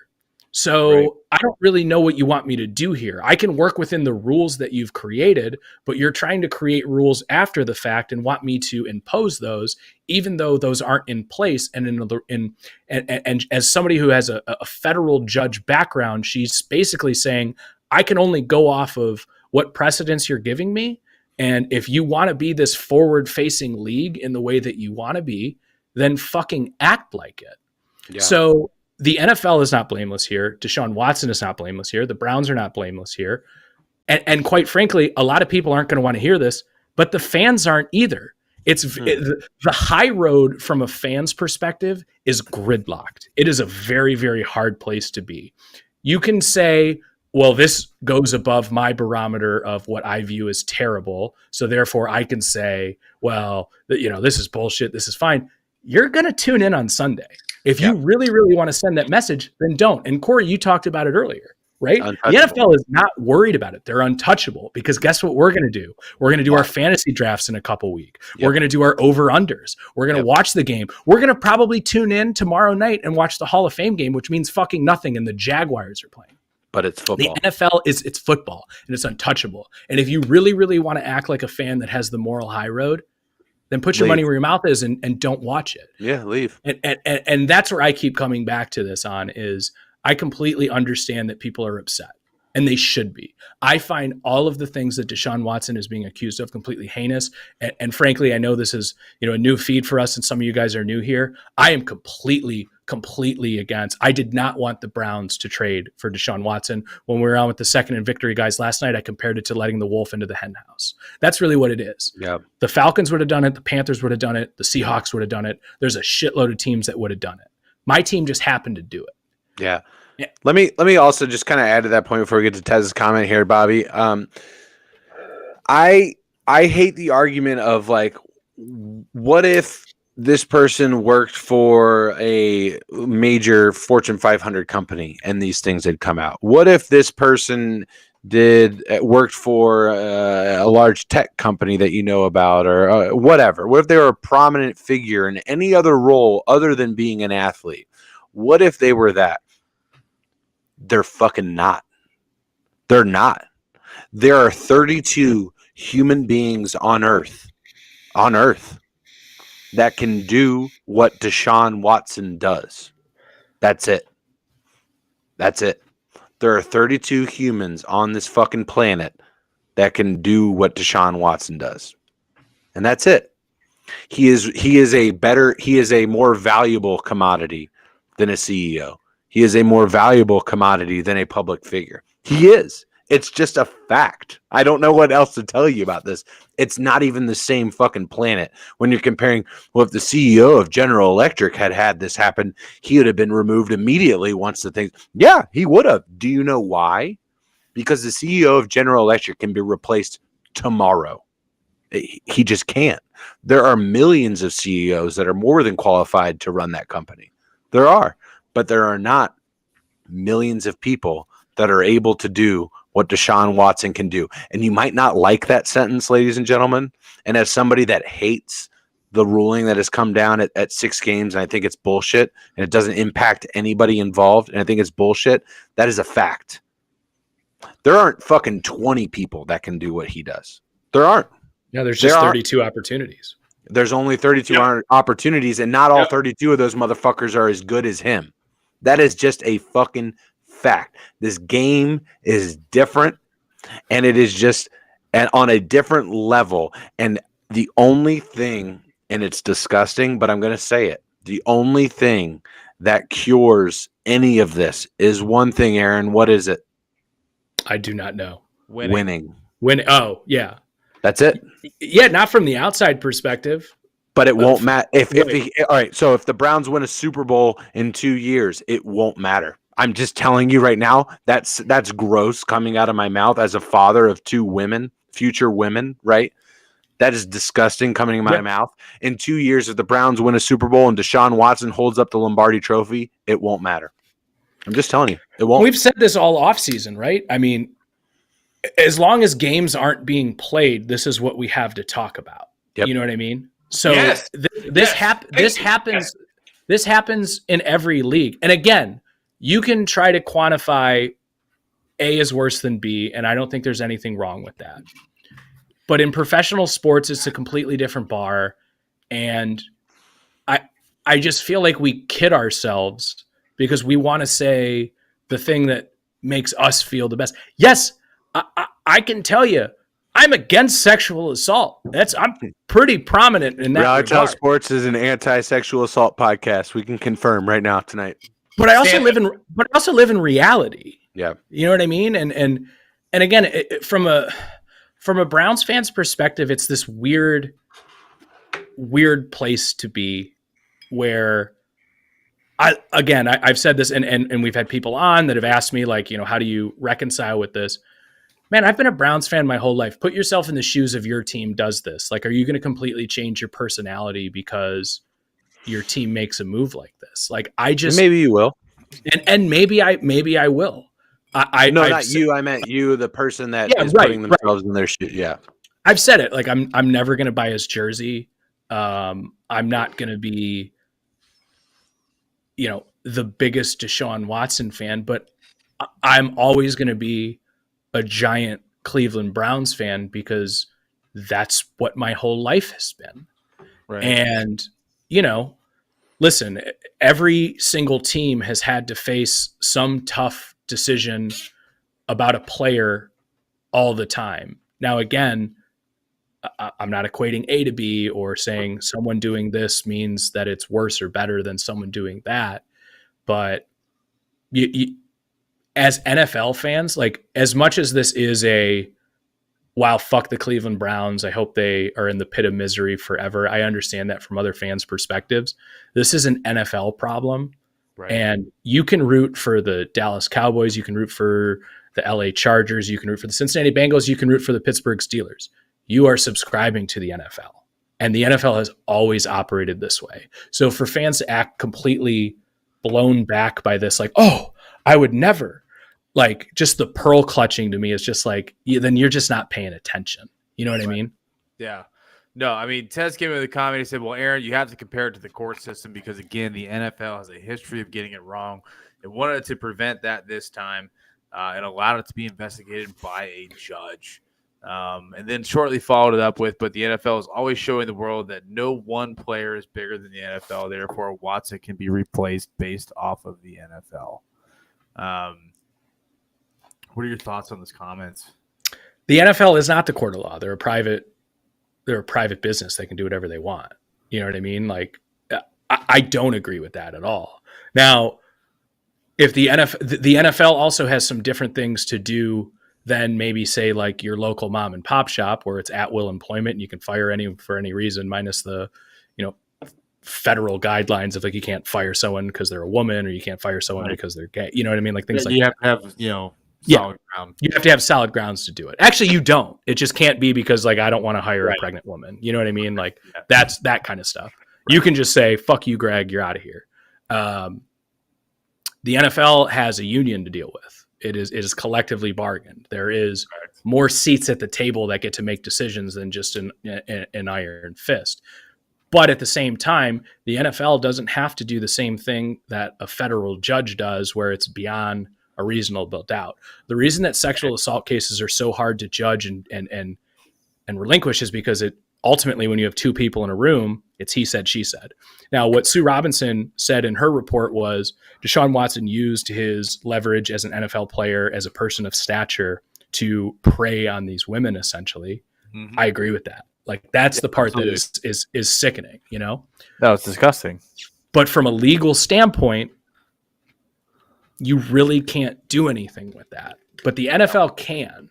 And obviously, the fact that they've decided to appeal this, I think, will be very interesting in terms of where does this land. I read a report today that before Sue Robinson came down with their decision, basically the NFL and the NFLPA had the ability to negotiate this at any time. They weren't going to agree to a fine. The NFL wasn't going to do anything less than a year. I think Chris made this comment earlier. I think where this ultimately ends up is a hefty fine, because that will, from a public perspective, which is basically what the NFL, like $15 million. Okay. Wow. Like, a lot. Like, that's a ton. So what I think is your public blowback right now is the fact that under the CBA, when you're suspended, all you lose is your salary, right? What the NFL is going to do is say, I mean, do you think he loses? We need to appease that. What's that? Sorry, go ahead. No, I was just saying, like, do you think it gets, like, anywhere in the ballpark for, like, $30 million, like an entire season's worth of salary? No, honestly, 15 is probably way too much. But like, because here's the thing: is the NFLPA doesn't want to set that precedent that can happen. But they don't. Do they really have a say in that though? Who's that? The NFLPA. Do they have a say into what the fine is going to be? Well, no. But if you just flatly say $15 million and somebody who makes $2 million a year, the same thing happens to. Okay. They'll say it as an X percentage of yearly of the salary. Yeah, right. You know what I mean? Like now, is it going to be of the lifetime of the contract or of that year? I don't think that they can do it lifetime of the contract. Because again, what if this happens to somebody who's on the last year of his contract? So that'll be tough for them to do then, based on Deshaun Watson's current annual gains of like 950,000. That's why I don't think there's going to be that big of a fine. Maybe, Rob, like in the stream, maybe $1 million. I think I think 15 million is more than justified. So the thing that I'm most disappointed about, and Sue Robinson has put it in her ruling, and I kind of want to touch on the Haslam statement as well. Sure. Deshaun Watson has shown no remorse at all. And when you have, here's the thing, he still has a couple open most of everything is settled now. I think there's still one that is unsettled. You can't really go, yeah, I did it. You know what I mean? Like it's if you have a lawyer in your ear that is saying, if you say that publicly, then we're fucked here. Like, you know what I mean? Yeah. And that's not great, right? But what did we talk about earlier? What's a lawyer's job to do? What's a players union job to do? It's to protect the person out there. Yeah. So I think there's a little piece of that. But the thing that pissed me off the most was the Haslams put a statement out after it, and they said, we're going to abide by this. And Deshaun Watson has showed remorse, and he hasn't. And as a Browns fan, I can fully admit that. Like, it is, there's nothing about what he's done that is said, I'm sorry for what happened. I'm sorry. Not even like, I'm sorry I did it, but like, I'm sorry that I put the league in this situation. I'm situation at all. Exactly. That isn't admitting to anything. It's, I'm sorry that I put myself in a situation to allow this to be susceptible to this. Exactly. And that's the part to me is it's going to be really hard for me to, I say this now as games aren't going to be played. It's going to be really hard for a root for a guy like this. If he comes back from when we're down 21 and we win in the fourth quarter, it's a disgusting thing to say, but put yourself in the fan. There you go, Deshaun. Yeah, I could absolutely hear myself saying that if he was the quarterback of my team. I could absolutely see myself be like, come on, Deshaun. Like, I could absolutely see that just because I don't know if it's a sickness or what it is that this league has over us as people or as fans or anything like that, but it's so captivating to a point where you disassociate from reality at a time. To watch on TV. Yeah, and honestly, you almost feel like these individuals are part of your friend group almost to a point, like you know them personally, which by name. It's which like, you don't. Throw the fucking ball. What are you doing holding on to it? Just scramble left and get rid of it. Yeah. Which you don't. Let me be very clear that we don't have that relationship with these individuals, but it reaches a point on a personal level. It does because I think a lot of it has to do with a lot of it, but not all of it, because obviously we have transplant fans, right? But a lot of, like yourself, Bob, you never grew up in Pittsburgh, but it was part of your upbringing was to be a Pittsburgh fan, and it connects with something deeper than just a game. It's not a game, right? When you see people like Joey Votto connecting with a young Cubs fan on the sideline, right? Or you see Jamar Chase signing balls for a young fan and giving them high fives and talking to him and connecting with humans. These people spend their hard-earned money. They go out to work every day, Monday through Friday, sometimes on the weekends, depending on who you are. And then they decide to spend not only their money, their time. The most finite resource that we have as human beings. They spend their time dedicated to this team because it brings them joy to do that. Yep. And when you see, players and teams connecting with people on that more granular level, a lot of people, it's just a game. It's so much more than that. It is so much. It's a community is really what it is. And it's hard. And I completely understand where Aaron is coming from as a Browns fan. Right. I am not a Browns fan. Let me be very clear, but I understand where he's coming from as a fan. For sure. That it is so hard to pull yourself away from everything that you love, because if there's one thing I know Aaron loves more than anything, he's seen his city win an NBA championship. He's seen his city be in a World Series. There is one thing that Aaron wants more than any of those things, and that is a Lombardi trophy. That is a Lombardi trophy. And I would think that most fans across the board would relate to that. Absolutely. No matter what your team is, Bobby, I mean, a World Series for the Reds or a Super Bowl for the Steelers, you're probably going to lean for a Super Bowl for the Steelers. You just feel more passionate. Okay. At this point, well, you've seen, maybe that's not a good example. Get eat shit and die, Bob. At this point, the Reds need to win a fucking World Series. Okay. I've seen the Steelers Super Bowl. For everyone that isn't a Steelers, Patriots, Buccaneers fan, basically all of the markets that we like to fucking throw the middle finger to, all you large markets that the ESPNs of the world just do this every day to you. No, for everyone else out there, for the the Atlanta or the Detroits or the Cincinnatis or the Clevelands, or continue the list on, Phoenix market, Indianapolis, Nashville, Tennessee, for everybody out there. Great comment. He said, because that's what sports is supposed to be about. A place where everyone can come together and enjoy it and forget about your problems or anything else that you have going on. Yeah. And that's the great thing about it. And that's why people love sports. That's why people resonate with it. That's why we get on board and we turn a blind eye to a bunch of bullshit, because it helps us turn a blind eye to a bunch of our bullshit that we have going on in our lives. And it's just an escape. So, yeah, get that. And Rob said, so I've gotten to see 6 Bulls championships, Sox, Cubs, but never my dear and beloved Bears. Cry. Bears. Cry. Yep. And dude, they're doing they're just refusing to give Justin Fields a fucking chance, dude. It is absolutely they are honestly. I love you, Rob. I love you. So I've never met you, but I can tell that me and you would be fucking boys. We would be fucking homies. We went to fucking Malnati's together. This guy has been a Rally Towel Sports supporter from day fucking one, and I love you, Rob. But let me just say something about that fucking front office, that fucking pathetic front office. They are doing nothing to support Justin Fields. They are doing nothing, absolutely nothing. They are either going to allow him to the entire offense to run through him, and then he's going to fail. And it's either going to be because Justin Fields isn't good enough and he's going to go somewhere else and flourish, or he's actually just not good. But either way, the Bears are going to look okay coming out of it, unless he gets a second chance somewhere else and it's miraculous. But they've given him nothing. They've given him absolutely nothing to work with. They've traded away.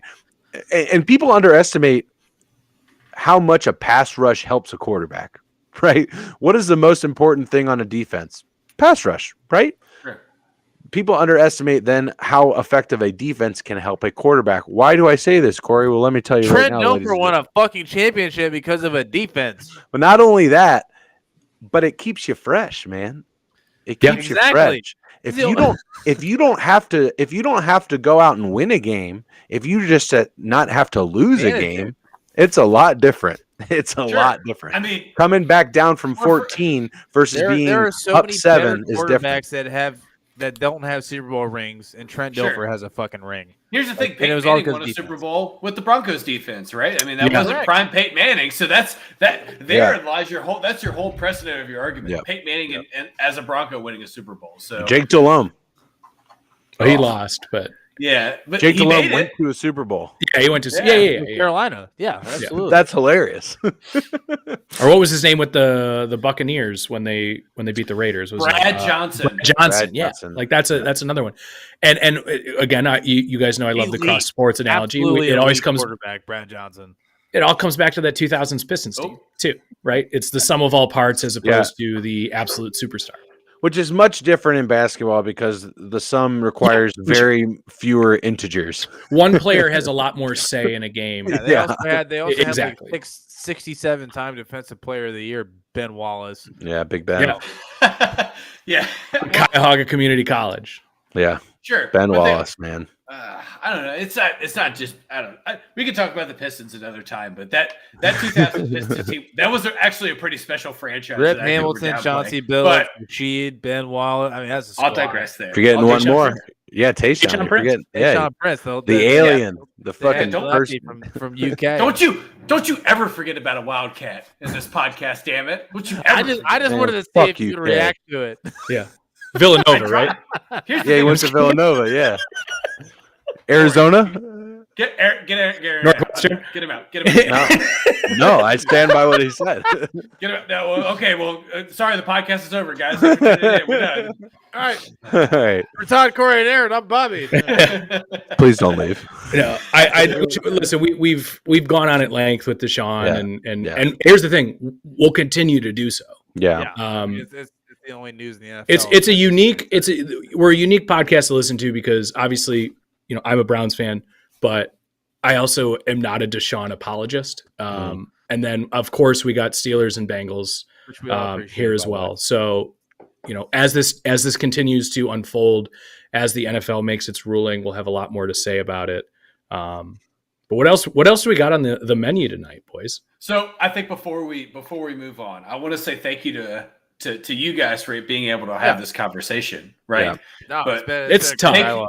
Yeah, but thank you to everybody that's tuning in tonight. Correct. If you are new to the channel, please make sure that you are subscribing to the YouTube page at Rally Tau Sports. Make sure that you follow us on Facebook, and then make sure you're following us on Twitter at Rally_Tau_S because we bring the absolute heat on Twitter. Follow Mafia Sports Report. Subscribe as well. Yeah, yes, thank you. So, shout out to Tommy Talks Bills. Simulcasting to Tommy, the Mafia Sports Report over on YouTube right now. Appreciate all the viewership that's come in from there as well. This has been an absolute banger of a show. This is fun. This is fun for us. We enjoy doing this. So if you haven't checked us out on all platforms, please get your ass in there and fucking hit that subscribe and like. Jordan said the Twitter's gold. The Twitter's amazing. Big shout out to Corey. I have to do it. Big shout out to Corey. He's been manning these polls, and he ran the stripper and Twitter. Yeah, Corey loves the polls. Yeah. He loves the poll. He was all over the helmet contest, and for those of you that didn't see it, the Bengals won. The Bengals have the best helmet in the NFL, apparently, according to Twitter and the polls that we did, which had over 5,000 votes. Yeah. So that's a pretty hefty amount. It came down to the Bengals and the Panthers, which is matte black helmets with those the Panthers Panthers logo. Sexy. Those are pretty sexy. With the Bengals all white with the black stripes, those are just gorgeous. So, I've said it. I like the Panthers helmet better. But the Bengals uniform as a whole is so clean. Oh, it's gonna be so sexy when they get all those white. Like when you can keep that dude. all white clean, man. It's just it's pretty. I liked the all white with the orange helmets too, but I just think they're gonna be elevated to another level with the white. All white, head to toe. Like that's just. Oh, it's gonna be sexy as fuck. Dude. We're gonna find out on September 29th. That's right. So. Miami Dolphins coming to the jungle for Thursday Night Football. Color Rush is back, baby. It's gonna be sick. Jordan's man. in the chat. Don't forget, Jordan. All white linens. All white linens. Committed to the That's all right. white linens. He's gonna look like a member of Jonestown at this game. It's gonna be fantastic. It's gonna be great. Every day's after Labor Day, buddy. So he's not wrong. That's the joke, Todd. But he's not wrong if you think about it. Think about it. Sorry. I just call it how it's. All right. What else is going on, Bob? What's going on in the world of sports? I mean, we had some late trades in the MLB, from yesterday into today. Did you guys get into the Reds and their moves with Tyler Mahle and all that last night? We did. I was a little hammered. Look at Rob leading the way, ladies and gentlemen. Be like Rob. Subscribed and followed on Twitter. Done and done. You are the man. Be like Rob. But yeah, I mean, obviously some baseball trades. You know, I didn't get an opportunity to talk about the Juan Soto trade. I'd love to talk about it a little bit. For those of you that didn't tune in last night, I think it's an absolutely absurd trade. You know, Juan Soto is amazing, but man, they gave up a absolute ton for Juan Soto. Yeah, but they also so I actually disagree with you on this. Really? I do. Yeah, because the Padres also got Josh Bell, right? So yeah. the Padres right. So who's hitting over 300 and was the backbone of Washington's offense behind Soto. So if you are San Diego, your franchise is built to win right now. Right? You have Machado, you have Tatis Jr., who's on the IL, so I guess we could scrub him. You have Yu Darvish, you have Blake Snell, you have Joe Musgrove. You just traded for Josh Hader, and now you trade to get your centerpiece, right? Don't forget Brandon Drury. They also got Drury. I am getting there, yes. So if you can get Juan Soto and Josh Bell, you have two guys that can hit over 300 that both provide a significant bolster from the left-hand side of the plate, right? Josh Bell being a switch hitter and being a better hitter from the left side than the right side, it is a significant advantage for San Diego. And now San Diego gave up Mackenzie Gore, who is their top pitching prospect, and CJ Abrams, who is their top middle infielder prospect. But don't forget, they have Tatis, right?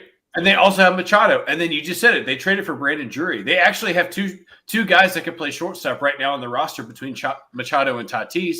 And you have Drury who can play third base. So if you're San Diego and you're scrubbing into that second wild card spot, you just got yourself an opportunity, if you're so lucky, that you end up playing the Braves, who don't have a good 5-man rotation if they end up winning the NL East. And you could probably beat them in a best of 7.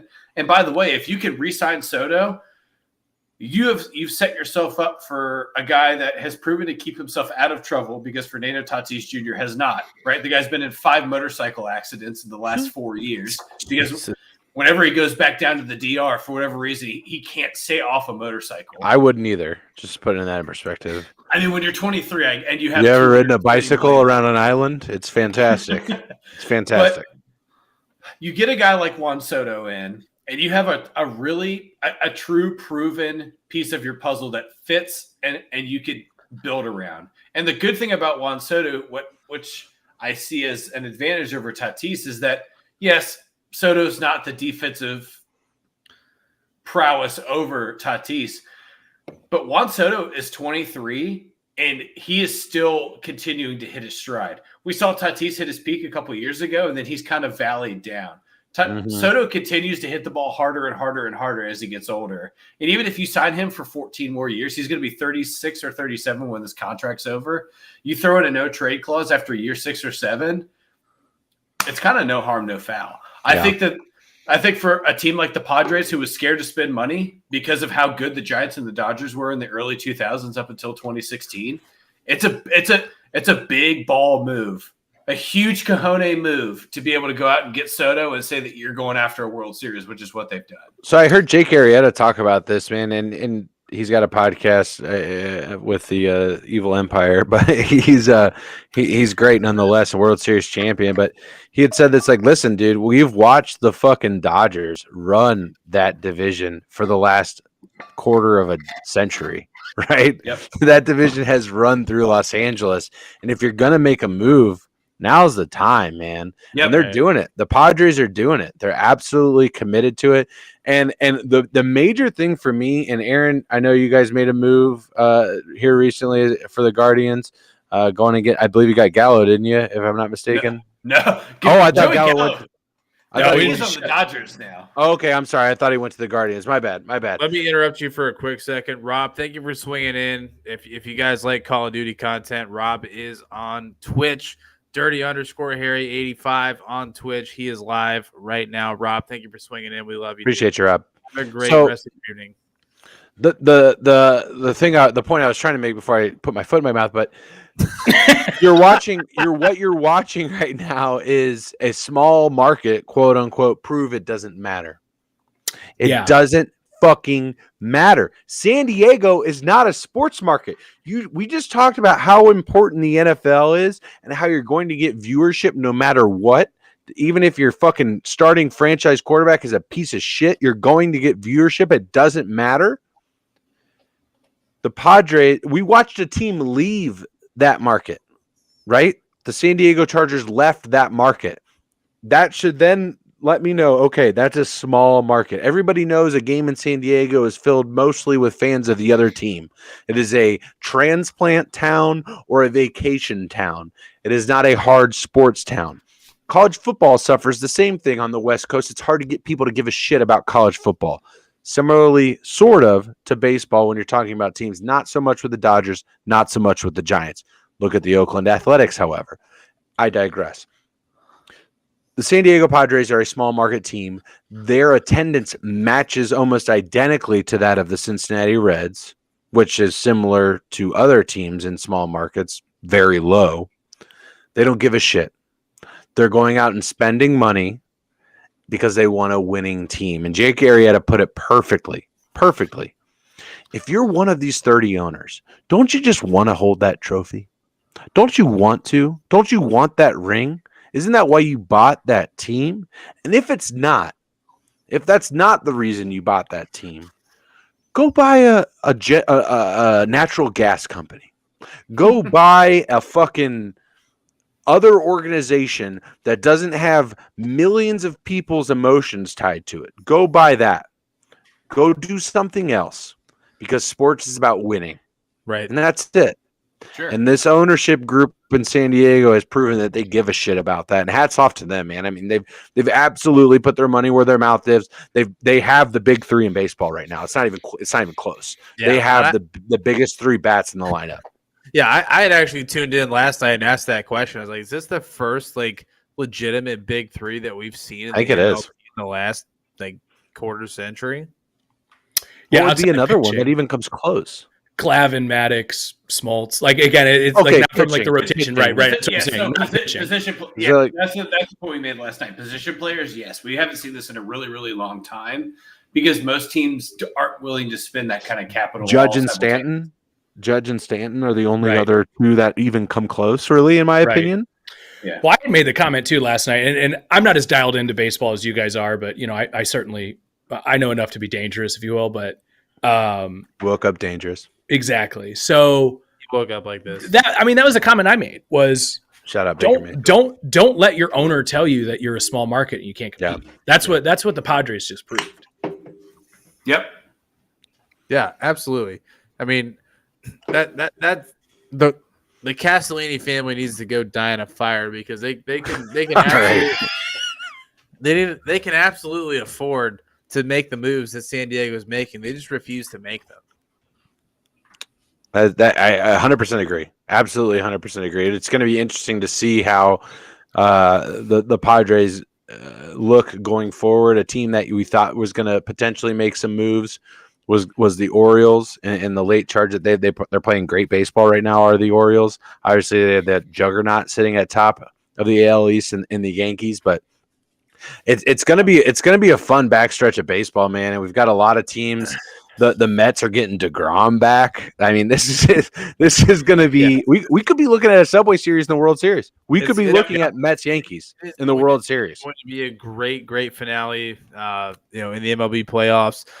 Tez, who is an avid and beloved St. Louis Cardinals fan, they almost had Juan Soto, but they did not want to include Dylan Carlson in the deal. Thank God, Jesus. I mean, are you really willing to give up him with everything else that was on the table just to get Juan Soto? Clearly not. If the Cardinals didn't believe that Dylan Carlson needs to be a part of that deal, that means they have a lot of faith in that kid. So right. And they also traded Harrison Bader, who plays the same position. So yes, they believe more in Dylan Carlson. I love Harrison Bader so much, dude. I can't tell you how many times that I watch the Cardinals guys come up through the system, and I'm just like, God damn it, I want him on my team so bad. Harrison Bader is one of those guys. He's just an absolute fucking machine, just all over the place in the outfield. Can not super crazy with the bat, but good enough. And I absolutely love that guy. Absolutely love him. He's a demon in center field. Right? He is. He goes he goes out and gets everything. Summons Satan often. And he'll hit 260. So for New York, you got your Brett Gardner back, right? You got your guy back that you can put at the top of the lineup or at bat 9 and protect Stanton and Judge and those guys and get them taken care of. No, it's a great addition for the Yankees who just get stronger. Do the Yankees win the series this year? I don't see what. There's not another team that looks better right now than the New York Yankees. There's not. If I had to pick right now, it would be the Yankees. The only team that I think could upset them right now, or could also win to get to the World Series, would be the Astros, just due to the depth at pitching that the Astros have right now. The Astros have too much good pitching, and that is just something that never really fucking happens. Go ahead. No, go ahead. Sorry. I mean, I was just gonna say. I mean, when you get to the playoffs, I mean, that's what matters the most. It is. You can have Aaron Judge hit all the home runs in the world in the regular season, and then he goes on a 3-game cold streak. The Yankees are okay at pitching. They're okay. They're not fantastic. They're okay. Garrett Cole has not been what he should be this year for the Yankees. And it's one of those like, holy shit, is it the New York light? Is it the spotlight that's causing this to happen? And that often happens. We've seen it with Sonny Gray. We've seen it with, X, Y, and Z. We've seen it happen there. We've seen it with fucking Gallo. We're seeing it happen with many people that go to the Yankees. It absolutely happened to Gallo. Yeah, He is the prime example of a big city getting into your head and completely falling you. Which is a shame. But it happens. But I think it's funny that we're talking about the Yankees, and they went out and got really the second best pitcher in this trade deadline, getting Frankie Montas from Oakland. Because here's the thing, I don't even think Houston beats them in a best of 7 now, because they traded Jordan Montgomery away to get Harrison Bader, but with the depth that the Yankees have, even in their bullpen, Chapman excluded because he fell off. He's done. Right. He's completely take Rage Against the Machine out of your walk-up music. You're done. It's like, why are you about? Yeah, why are you there? Their bullpen has great depth, and there are times where offense wins games. And the Yankees are an example of a team that, even with a guy like Trevino behind the dish, who's hitting close to 300, who was hitting over 300 up until the All-Star break, like, they have enough depth within their offense that they could score 11 runs and still win 11-8. You know what I mean? Like, and even when you get in the playoffs, yes, you're rotating 2 starters, but where Houston falls off versus New York is that really Yordan Alvarez is the only guy that's going in and hitting the baseball consistently. Bregman's struggling, and they're having a lot of injury problems. So they go out and get Vasquez to shore up the catcher spot. But where maybe the Astros have the advantage, the Yankees have a significant advantage offensively. So I'm with you. I don't think anybody could beat the Yankees in a best of 7 right now. I don't. Not right now. Obviously, we have a shit ton of baseball that is left to be played, but we have 7 weeks left. The Dodgers have won 70 baseball games already. Let's not forget about the Dodgers. Obviously, right. The Cardinals, while they are not leading their division right now, is a team that I've never written off ever, because they're the Cardinals. Because if you want to talk about depth, St. Louis has it by the fucking nutsack, dude. They have all of it. They have all of the depth. They have the best. They have the best farm system in baseball, and it's not close. It's not close. That's why Houston was cheating to try and get ideas from St. Louis's farm system. People forget about that cheating scandal as well, that Houston was spying on what the Cardinals were doing for their developmental programs as well. But the Mets, man, the Mets are another team that I honestly think, if there's a comment in here from Tez saying that if the Padres can get healthy, they might be scary. I think the Padres are playing more long-term with this Juan Soto acquisition, because there's obviously going to be an extension that comes along with that. I'm hearing in the ballpark of $500 million, which good for him. Go get it. That's why you say fuck you to your $400 million from the fucking shit Nationals, and you move on and go to the Padres. But a team that can get healthy and get scary are the Mets, dude. They have Clayton Kershaw is my sweetheart, and I love him, and he is my favorite pitcher. If Clayton Kershaw divorced me for some reason, if he was unfaithful and I had to leave him, it would be DeGrom. And he's so nasty. He's so nasty. But here's the thing. I take Kershaw because he's there for me. Right? He's on the fucking mound. DeGrom is not. He's not on the mound. He's hurt all the fucking time. If he can stay healthy, there is not a pitcher in this fucking league that has better stuff than him. There's just not. There's not. There's stats to prove that too, because when Jacob deGrom is healthy, his K per nines as a starter sometimes gets in the depths of like 13 to 15, and his whip is around 0.7. You're absolutely right. I'm with you. I think deGrom is the guy where if you are the Mets, because you got to think the Mets have to re-sign him too. Mm-hmm. Right? He's not a guy that's shirt up. So they give Scherzer $43 million a year. You're going to have to give deGrom something, but they have the advantage because he's been hurt 5 of the last 6 years. And I look at that pitching staff, and deGrom is the Ferrari, right? Where if like a little gasket goes off, okay, well, we got to go put it in the shop and get it tuned up. And before we take it out, we're not going to take it out if it's raining. We want to keep it nice. Scherzer is the F-150. This motherfucker is clinically insane, and he is the shit. He is a mean motherfucker on the mound, and you feel good no matter when he goes out there. Every time Scherzer steps on the bump, you feel good. And I just feel something almost gritty about the Mets in that they're that kind of like forgotten about team in New York and one of the largest markets. Like it's not even the same when you think about the Jets or the Giants. Like I feel like they both have an equal share of the limelight. They're the Clippers. They're the Clippers. That's a beautiful God. The cross sports analogies, Aaron. It's fantastic, but that's exactly right. They are the Clippers, but this team is just they've got something, man. Yeah. And that the only real NL threat that I'm looking at. This is an AL World Series, in my opinion. The only NL threat that I'm really looking at right now are the Mets, just because they're kind of under. I am fully ready for the Dodgers to implode once they hit the postseason. I'm very prepared for that. For Clayton Kershaw to make me look stupid again. It's happened all the. He's not a playoff pitcher, except for when they won the World Series, Bob. Except for that year, Clayton Kershaw is not a playoff pitcher. Except for when they won the World Series, he was fantastic. He was fantastic.